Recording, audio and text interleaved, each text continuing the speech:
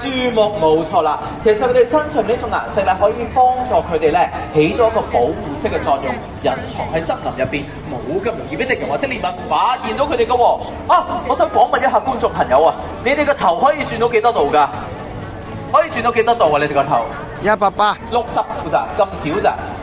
轉多啲俾得唔得啊？75度咁準確嘅，180度有冇多過180度㗎？有乜頭影啊？自己冇啊，360度咧應該都係冇嘅。咁你哋又估下貓頭鷹嘅頭可以轉到幾多度？哇！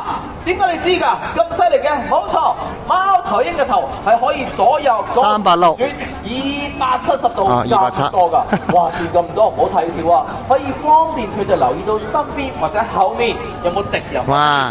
佢嘅頭可以轉好多嘅，轉好多嘅，你睇唔睇？我哋180度就得㗎啦。細部咧，其實頭上面咧有兩隻好得意嘅耳仔㗎喎，但係咧而家咧就收埋咗，係咪啊？但係咧其實呢兩隻咧唔係耳仔嚟嘅，呢兩條咧係羽毛嚟嘅，叫做耳燭羽。當貓頭鷹受到驚或者威脅嘅時候咧，就會豎起嗰兩條嘅羽毛去嚇走翻啲敵人。